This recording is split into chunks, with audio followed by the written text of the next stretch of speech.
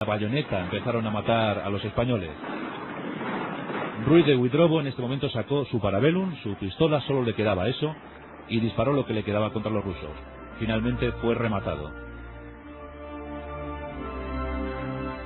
Escenas tremendas y dantescas, propias de la Segunda Guerra Mundial. Españoles que las vivieron. Después de todo esto, el signo de los acontecimientos iba cambiando. Y también cambió el ministro de Asuntos Exteriores, Serrano Súñer, muy proclive a las potencias del eje. En esos momentos, el año 43, había que dar un cambio a los acontecimientos. Había que empezar a bailar con los posibles y presuntos vencedores. Y finalmente se ordenó la retirada de la División Azul. Esta retirada llegó, fue efectiva en octubre de 1943. El 5 de octubre, el 269 Regimiento tuvo el último encuentro con los rusos, un encuentro muy eficaz y victorioso. Pero casi 2 años después, las exigencias y las bajas habían sido muy abundantes. Más de 3.900 muertos, más de 8.800 heridos, 484 prisioneros y más de 300 desaparecidos. Un balance terrible para la División Azul. Poco a poco los hombres fueron regresando a España. Ese Irún que les había despedido con aplausos y con vítores, les recibía ahora muy triste. Los hombres fueron regresando.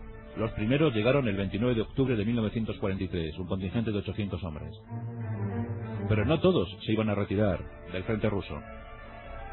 Se ordenó que se creara una legión de voluntarios, lo que se llamaría la Legión Azul, unos 1.500 hombres que siguieron luchando principalmente contra partisanos y posteriormente defendiendo un puerto ante una presunta invasión fluvial marítima por parte de los rusos. En esa Legión Azul, pues ya escasas acciones, porque en abril de 1944 fueron retirados definitivamente. Hay que contar que hubo un escuadrón azul, conformado por 5 escuadrillas. Los héroes del aire, 96 pilotos españoles se curtieron en los campos de guerra, en los campos aéreos rusos. 96 pilotos que dieron un fenomenal rendimiento, pilotando Messerschmitt Bf-109. Principalmente lo que aportaron los pilotos españoles fue la escolta de los bombarderos alemanes. Derribaron 156 aviones rusos. Ellos perdieron 22 pilotos. Uno de esos 22 pilotos apareció posteriormente entre los prisioneros.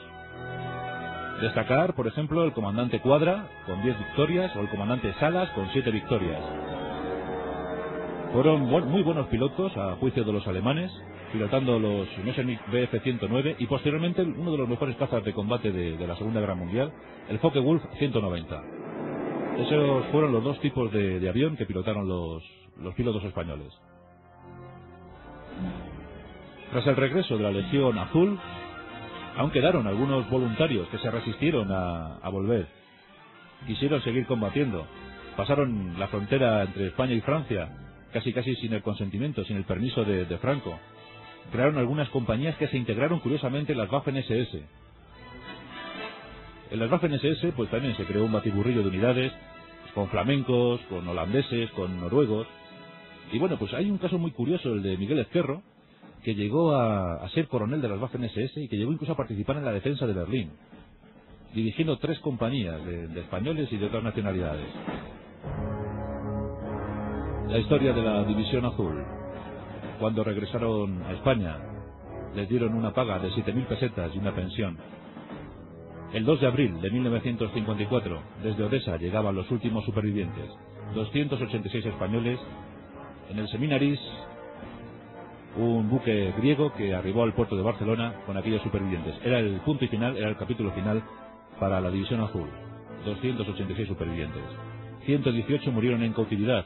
66 fueron liberados para que trabajaran y 14 no se volvió a saber más de ellos. Los prisioneros españoles quedaron diseminados por 16 cárceles entre Siberia y Odessa. La epopeya de la División Azul, pero también los republicanos tuvieron su guerra. Muchos, miles de ellos fueron internados en los campos de concentración, en los campos de exterminio. Mauthausen podría hablar muchísimo de aquellos héroes. Miles de españoles también dieron su sangre en ese conflicto extremo y cruel, sangriento, despiadado, surrealista de la Segunda Guerra Mundial. La historia de los españoles en guerra, en la Segunda Guerra Mundial. La rosa de los vientos en Onda Cero.